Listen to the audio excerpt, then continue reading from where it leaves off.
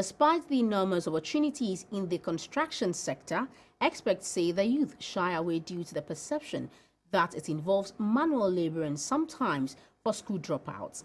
Figures from COTVET indicate that only 2.8% of the workforce in the sector are the youth, with 97% being male.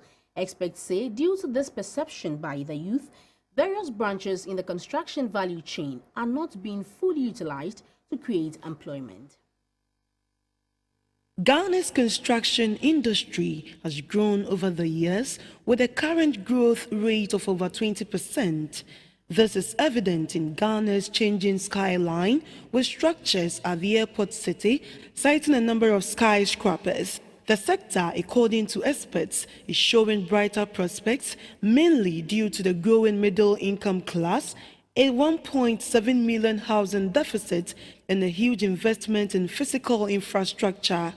The construction subsector, which embodies buildings and roadworks, contributes $500 to $600 million to GDP annually and currently employs over 320,000 workers. There is concern, however, over the near absence of the youth in this sector.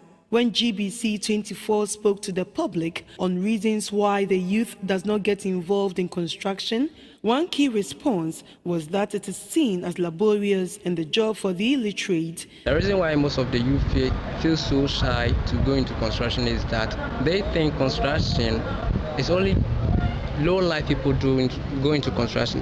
Illiterates, if I may say, go into construction. To me, I came out to tell them that it's no, they got it all wrong. You should draw that mindset from them. Construction, even people with HND go into construction. We Ghanaians, we don't regard construction workers. Even if you are working with your girlfriend, somebody just pointed his or her hand on you that this guy is a construction worker.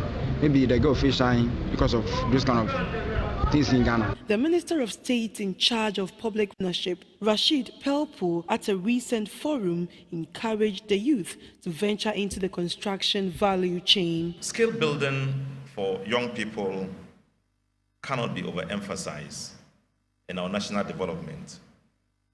To build their skills and to train them to become entrepreneurs is very unique to our economy.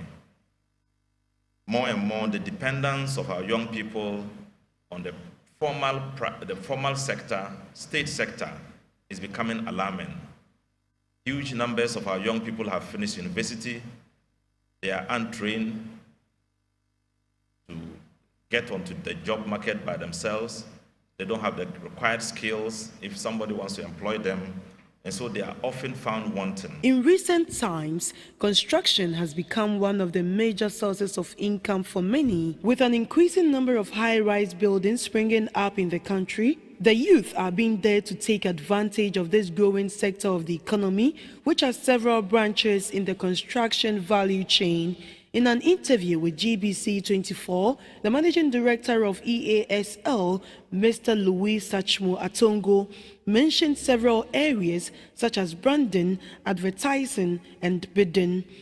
He admitted that although the construction industry is laborious, the youth can focus on other areas in the industry. There are a lot of opportunities in the construction industry as the government embarks on massive infrastructure development in the industry.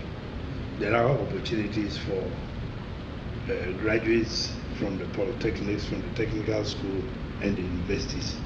There are also opportunities for artisans, both skilled and unskilled. It depends on what aspect of construction you are looking at. Yeah, if you go into it to do the unskilled labor work, like being a laborer to dig foundations and other things, you say it's laborious. But if you go into it as an engineer, as a carpenter, as a mason, as a steel bender, as an electrician or a plumber, you don't see it as being laborious because there is no work that does not entail labor. Mr. Louis Atongo also attributed the neglect of the industry by the youth to inadequate education in schools on the prospects of the industry. What can be done to sustain their interest in construction is for timely payment of their services. But often contractors do work and they don't receive timely payments. In that case, they are not able to pay the youth they've employed to do their work, and the youth usually get discouraged by such tendencies. So I think if the authorities pay timely the services rendered by contractors, the contractors in turn will pay for the services rendered by the youth. So if we are able to maintain that equilibrium, the youth's interest in construction can be enhanced. Experts say it is evident that as the industry is pegged to grow at a rate of over 25% in the next few years, more job opportunities will abound.